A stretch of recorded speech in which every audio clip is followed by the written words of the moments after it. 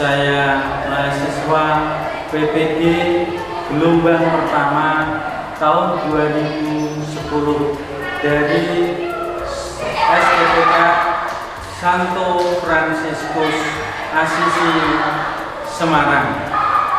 Saya mengajar guru agama Katolik dan Budi Pekerti di SMK 9 Semarang, Jawa Tengah. Kali ini saya akan mempraktekkan pengajaran dalam kelas dengan mengambil pembelajaran tentang aborsi, dan tentunya nantinya masih banyak kekurangannya. Maka kami mohon kritik dan saran dari para dosen. Untuk lebih jelasnya, marilah kita ikuti praktek pembelajaran saya yang sudah saya siapkan. Demikian, selamat dan berkah dalam. Terima kasih.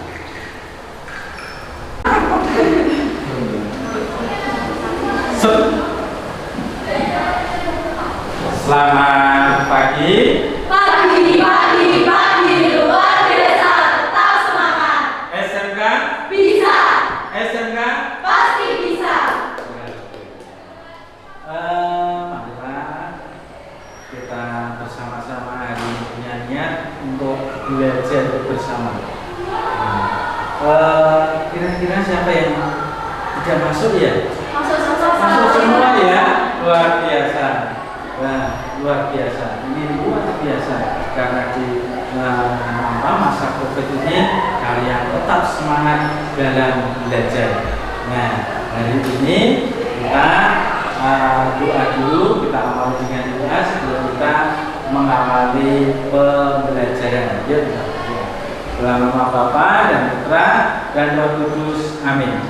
Allah Bapa yang Maha Baik, yang bersyukur dan terima kasih dan Tuhan memberkati kami dalam pembelajaran ini, dan kami serahkan kepada Tuhan segala proses pembelajaran hari ini di dalam tangan kuasa-Mu. Kami akan selalu memuji nama-Mu, dan kami juga akan memuji nama-Mu ya Roh Kudus dan juga Bunda Maria. Di dalam nama Yesus yang bersyukur. Haleluya. Amin. Dalam nama Bapa dan Putra dan Roh Kudus. Amin. Luar biasa. Ada satu pembelajaran di dalam kita sebagai seorang Kristiani tentang hidup. Coba, ini kita nanti akan bicara tentang aborsi ya. Pernah dengar kata aborsi? Pernah dengar? Iya. Bentuk apa itu aborsi? Nanti akan kita jalani. Tetapi kita harus mempunyai suatu pemahaman dulu. Hidup di dalam gereja itu atau di dalam kita sebagai seorang Kristiani itu bagaimana? Nah, ini yang pertama adalah kita ajaran gereja Katolik menegaskan seperti ini. Di kehidupan manusia adalah kudus karena sejak awal yang membutuhkan kekuasaan Allah pencipta dan untuk selama-lamanya tinggal dalam hubungan khusus ya, dengan penciptanya. Jadi kita sebagai makhluk hidup itu mempunyai kekudusan. Kudus itu apa? Kesucian. Nah, tujuan satu-satunya hanya Allah sajalah Tuhan kehidupan sejak awal sampai akhir. Tidak ada seorang pun boleh berpretensi mempunyai hak. Artinya apa? Artinya apa, Mbak? Artinya apa, Mas? Tidak ada yang boleh menentukan atau melenyapkan kehidupan kecuali Tuhan dalam keadaan manapun untuk mengakhiri secara langsung kehidupan manusia yang tidak bersalah. terdapat di dalam ajaran gereja Donum Vitae yang kelima. Nah, kalau kita akan bicara tentang aborsi, kita tahu dulu aborsi itu apa toh? Ya, aborsi adalah pengguguran kandungan. Pengguguran kandungan merupakan tindakan kriminal dan termasuk kategori dosa besar karena ada unsur aktif melenyapkan hidup manusia. Ya, sangat jelas ya, sangat jelas bahwa ajaran gereja itu tidak memperbolehkan. Nah, bagaimana dengan pengguguran atau aborsi? Aborsi dalam bahasa Latin disebut dengan abortus, adalah berakhirnya kehamilan dengan dikeluarkannya janin atau fetus atau embrio sebelum dapat memiliki bertahan hidup di luar kandungan sehingga mengakibatkan kematian. Jadi kalau bisa kalian dalami ya, bahwa kalau yang namanya aborsi itu ada di dalam kandungan itu sudah makhluk hidup dan dia akan dilenyapkan. Yang belum bisa mempunyai kuasa untuk mempertahankan diri, itu termasuk dosa yang besar. Nah, aborsi yang terjadi secara spontan disebut keguguran. Contohnya apa? Contohnya ada seorang ibu yang baru hamil lalu ketabrak mobil, terus akhirnya jatuh dan akhirnya janinnya menjadi mati. Itu namanya keguguran karena tidak ada kesengajaan. Itu bukan aborsi. Kalau aborsi yang dilakukan secara sengaja sering disebut dengan aborsi induksi atau aborsi provokatus. Jadi disengaja dengan suatu tindakan. Ya. Nanti kita Pak Indra punya film pendek, ya. Kita lihat ya, kita cermati ya. Baik, ayo kita cermati tentang film yang sudah Pak Indra siapkan.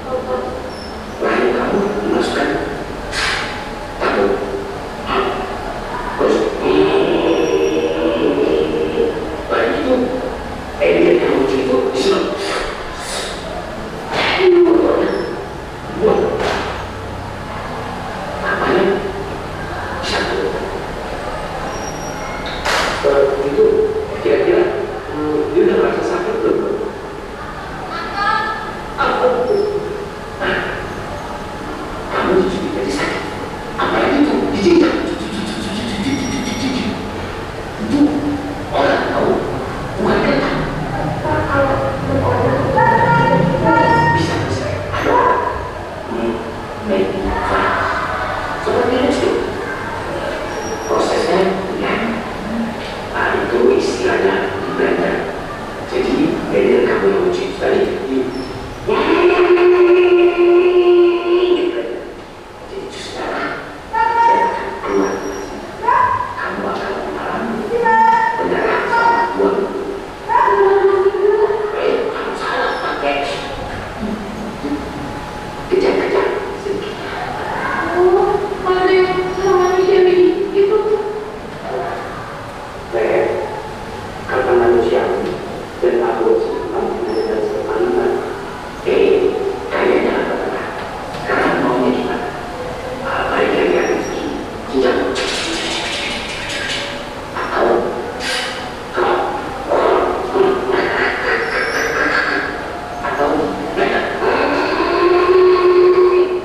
masih sama aja. Makasih tapi saya tidak selama berkata Kurang apa? gimana?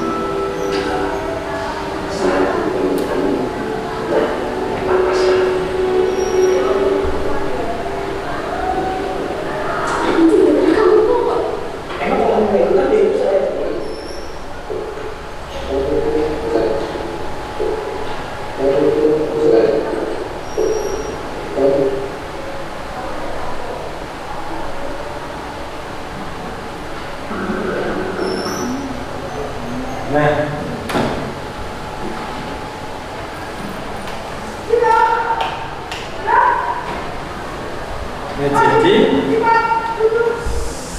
tadi sudah bisa melihat ya, satu aborsi, tindakan aborsi itu sungguh amat mengerikan, ya, mengerikan. Ada yang dimasukkan alat terakhir dan intinya mau menghancurkan satu makhluk hidup yang ada di dalam perut seorang wanita, seorang calon ibu. Bayi itu atau embrio itu yang belum bisa apa-apa itu dihancurkan, di blender dan sebagainya, lalu dibuang ke sampah. Ngeri, sungguh ngeri. Nah, dalam ajaran kitab suci tentang aborsi ini, Allah berkata kepada Yeremia, sebelum aku membentuk engkau dalam rahim ibumu, aku telah mengenal engkau, dan sebelum engkau keluar dari kandungan ibumu, aku telah menguduskan engkau. Aku telah menetapkan engkau menjadi nabi bagi bangsa-bangsa. Itu dalam perjanjian lama, dalam Yeremia. Jadi Tuhan Allah kita atau manusia yang tadi itu ada di dalam kandungan itu, setelah dikeluarkan menjadi seorang manusia, seorang bayi mungkin, ternyata Allah sendiri sudah berkenan menjadi suci di hadapan Tuhan, menjadi suci di hadapan Tuhan. Banyak orang akan bersukacita atas kelahirannya, sebab ia akan menjadi besar dalam pandangan Allah. Dalam Lukas 1 ayat yang 11 sampai 17. Seorang bayi yang dilahirkan oleh seorang wanita menjadi sukacita bagi keluarganya, bagi ayahnya, bagi ibundanya. Maka kelahiran itu menjadi suatu yang dinanti-nantikan, karena itu buah kasih. Karena itu buah kasih.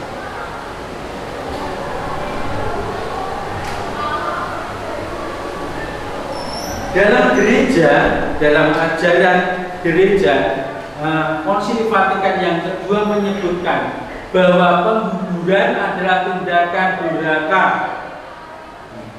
durhaka sama dengan membunuh anak, sebab Allah Tuhan kehidupan manusia untuk dijalankan dengan cara yang layak baginya. Maka sejak saat pembuahan harus dilindungi dengan cermat. Itu di dalam ajaran gereja Gaudium et Spes artikel yang ke-51.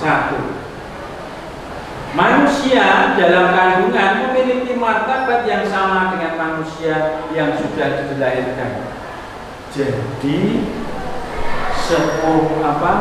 bayi atau calon manusia, tapi kalau di dalam kandungan itu ada terbentuk menjadi makhluk hidup, menjadi sama dengan martabatnya. Dia juga butuh hidup yang harus dilindungi, yang harus dikasihi. Maka selayaknya harus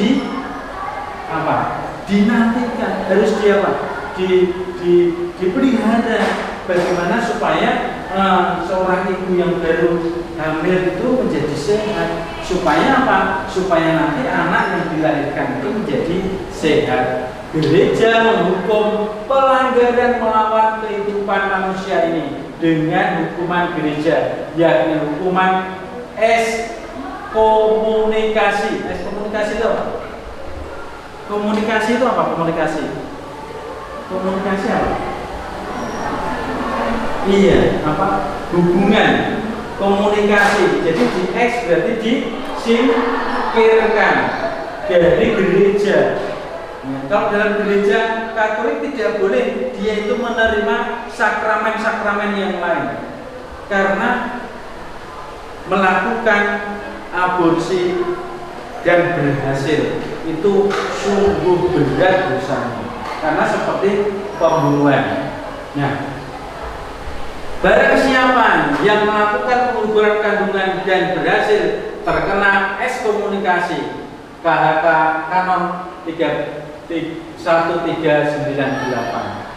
Jadi disingkirkan, diekskomunikasikan, ya. Tidak boleh melakukan atau menerima sakramen di dalam gereja. Dalam gereja Katolik, contoh menerima komuni dan sebagainya, menerima ekaristi dan sebagainya tidak boleh. Nah, sekarang menjadi suatu diskusi bagi kita, ya. Coba di antara satu bangku ini, satu dengan yang lain, coba apa yang harus dilakukan para remaja, terlebih remaja putri, supaya mereka tidak terlibat dalam kasus aborsi. Terus yang kedua, apa yang harus dilakukan oleh keluarga-keluarga supaya mereka tidak terpaksa melakukan aborsi. Coba didiskusikan satu meja, nanti kita kita sampaikan apa yang menjadi pemikiran. Coba silakan. Sekarang ya ada satu diskusi, silakan Mas Binaya, ya.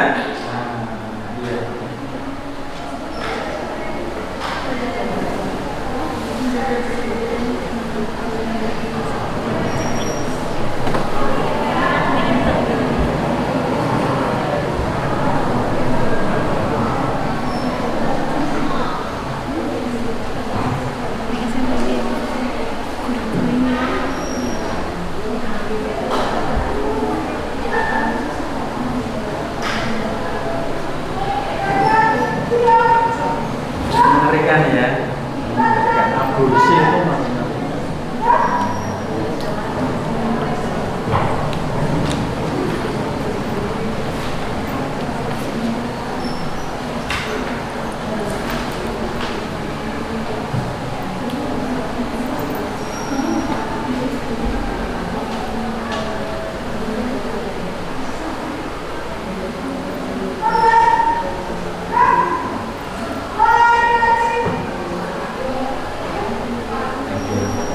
Ya, ya, sudah, oke, ya. Mari kita diskusikan tentang pembahasan yang ada dalam pembelajaran tentang aborsi. Apa yang harus dilakukan para remaja, terlebih remaja putri, supaya mereka tidak terlibat dalam kasus aborsi? Coba siapa yang mau menyampaikan sesuatu tentang hasil tentang diskusi ini? Siapa? Oh iya, silakan. Jadi menurut diskusi kami, Ya. solusi agar remaja putri tidak terlibat dalam kasus aborsi adalah ketika mereka sedang menjalin suatu hubungan seperti berpacaran atau bertunangan, mereka harus mengetahui batas wajar mereka harus bertindak. Contohnya itu seperti mereka tidak melakukan hubungan intim sebelum mereka menjalin suatu hubungan ikatan pernikahan. Iya, luar biasa. Jadi harus ada suatu ikatan yang kuat. Contohnya tadi sebelum ada suatu pernikahan, ya jangan melakukan hubungan intim dulu. Karena di sana nanti ada satu pertemuan antara sel telur dan sperma, yang nanti akan membuahkan satu kehidupan. Mungkin yang lain ada, yang ada spontan, ada, ya itu ya. Nah, yang kedua, apa yang harus dilakukan oleh keluarga-keluarga supaya mereka tidak terpaksa melakukan aborsi? Ya. Nah, siapa yang sudah menemukan? Oh iya, silakan. Dia harus berkeluarga, perlu diadakan yang namanya perencanaan kehamilan. Dimana perencanaan tersebut dilakukan dengan sungguh-sungguh, tentunya didasari dengan sikap ugari dan bijaksana. Ya. Ada yang mau menambahkan? Ada yang menambahkan? Mbak Lydia, Mbak Karisa, Mas Jivano? Oh iya. Tapi tahu ya maksudnya ya? Tahu ya? Iya. Jadi bahwa dalam satu keluarga itu perlu adanya suatu perencanaan. Pernah kalian mendengar tentang KB, keluarga berencana? Nah, dulu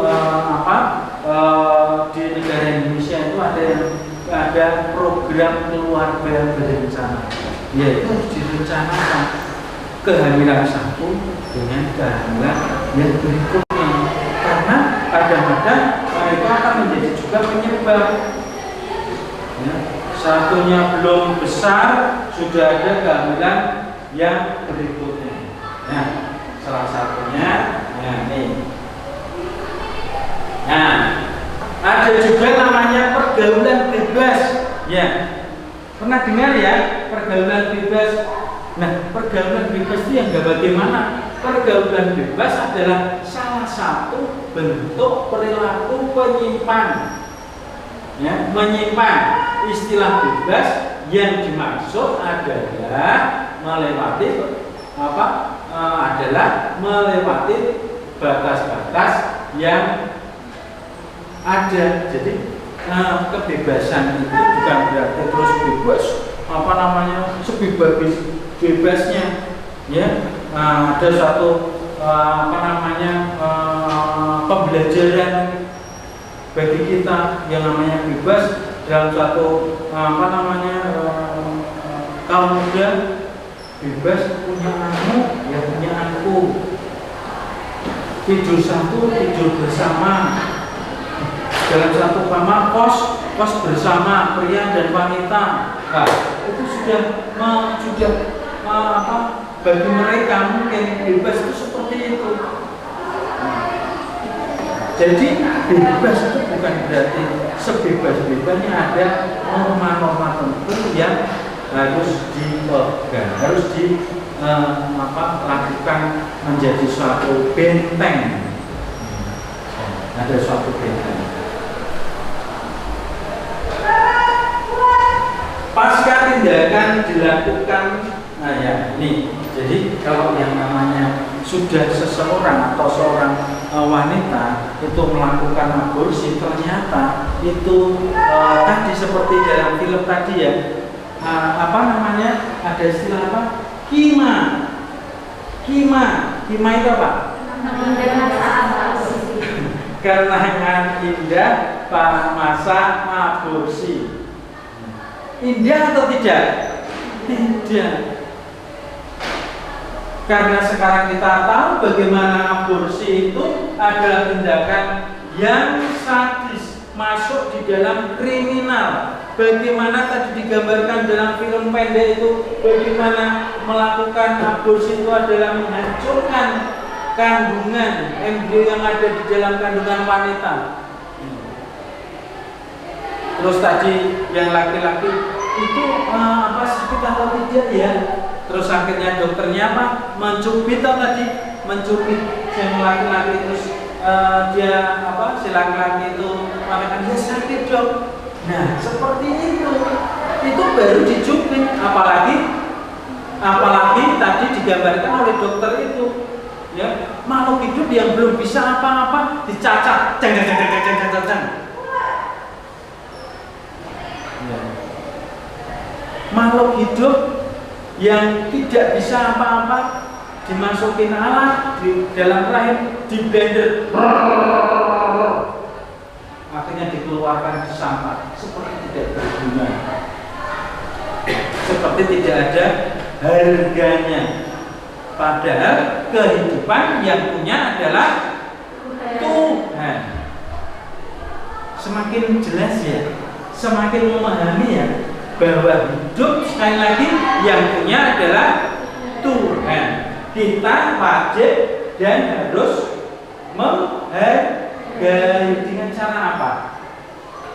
Dengan cara apa? Menggunakan kesempatan hidup yang diberikan Tuhan dengan sebaik-baiknya, yang berguna untuk sesama dan juga berguna untuk Tuhan. Setuju ya? Iya. Itulah pembelajaran kita sebagai seorang Kristiani. Gereja Katolik menilai tindakan aborsi yang dilakukan demi tujuan kematian hidup janin adalah kejahatan yang sangat berat, sehingga tindakan demikian ditolak secara keras. Gereja menolak keras tindakan aborsi. Di negara Indonesia itu hukumnya juga penolakan. Coba kita mendengar salah satu pasal hukum yang ada di Indonesia. Coba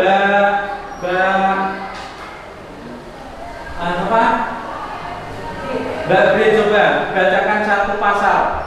Mbak, coba satu pasal dibacakan tentang hukum bagi yang melakukan aborsi. Coba.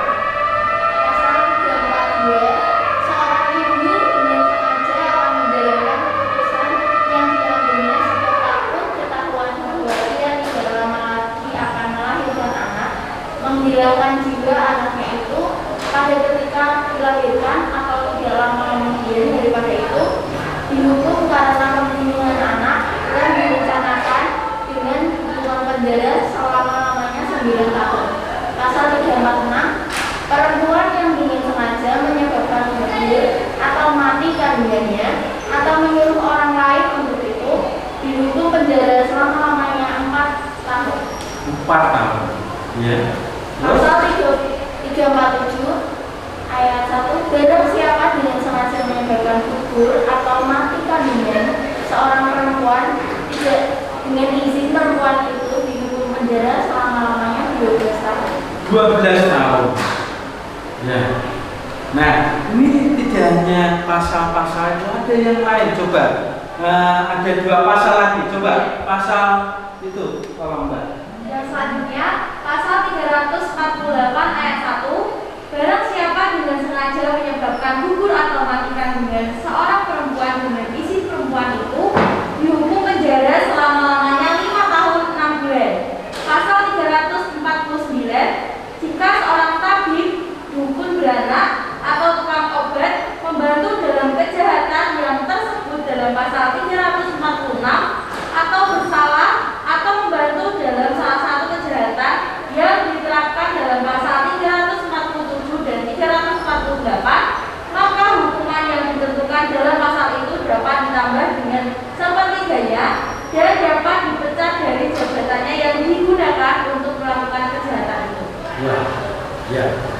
yaitu hukum yang berada di Indonesia.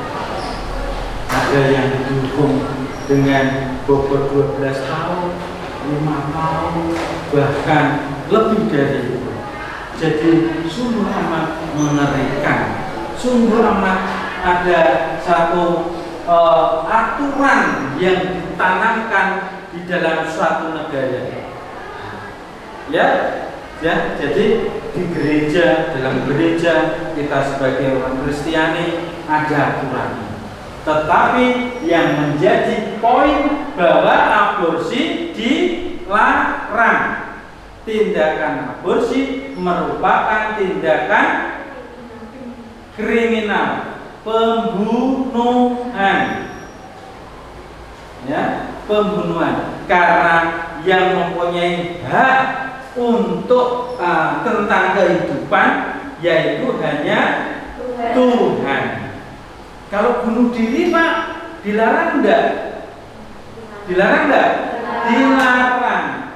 Walaupun itu dia mengakhiri dirinya sendiri, berarti dia tidak menghargai kehidupan, tidak memiliki rasa bersyukur bahwa Tuhan sudah memberikan hidup kepada kita.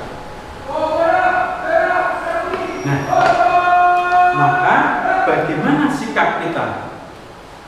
Bagaimana sikap kita untuk kita menghargai kehidupan? Maka hidup harus berguna, harus dipakai dengan baik, selalu bersyukur, berguna bagi Tuhan, juga berguna bagi sesama. Maka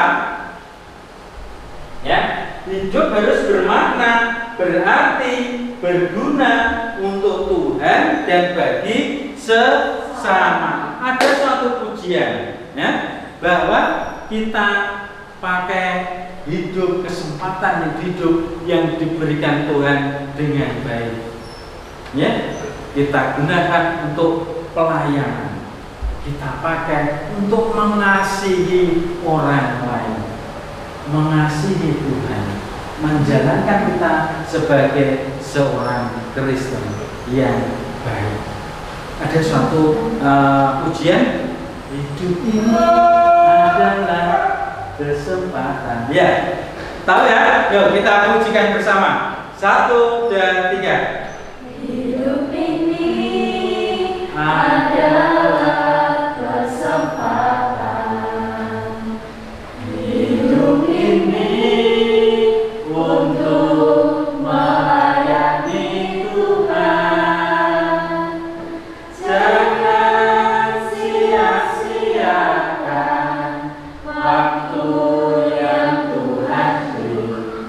Hidup ini harus jadi berkat. Terus, Oh Tuhan, pakailah hidupku selagi aku masih kuat. Bila saatnya nanti ku tak berdaya lagi, hidup ini sudah jadi berkat. marilah kita akhiri pembelajaran hari ini dengan kita mengucap syukur kepada Tuhan dan kita satukan niat kita bersama-sama untuk memakai hidup kita dengan baik untuk Tuhan juga untuk sesama. Mari kita berdoa. Dalam nama Bapa dan Putra dan Roh Kudus. Amin. Allah Bapa yang Maha Baik dan bersyukur kiranya hari ini kami bisa belajar tentang kasih-Mu sendiri, bahwa kasih yang kami dapatkan sudah serta kehidupan kami yang saat ini kami jalankan dan kami rasakan adalah datang dari-Mu sendiri. Maka ya Tuhan, pakailah diri kami untuk selalu dapat memuliakan nama-Mu, juga untuk melayani sesama kami. Dan pakailah diri kami masing-masing untuk mewartakan kasih dalam kehidupan kami dan juga demi kemuliaan-Mu. Semuanya yang Tuhan kami anjurkan kepadamu, sebab Engkau pengantara kami kini dan sepanjang segala masa. Amin. Dalam nama Bapa dan Putra dan Roh Kudus. Amin. Terima kasih. Selamat pagi. Pagi, luar biasa, tetap semangat. SMK Bisa, SMK pasti bisa. Terima kasih. Selamat pagi. Tuhan memberkati. Berkah dalam. Terima kasih Pak. Terima kasih.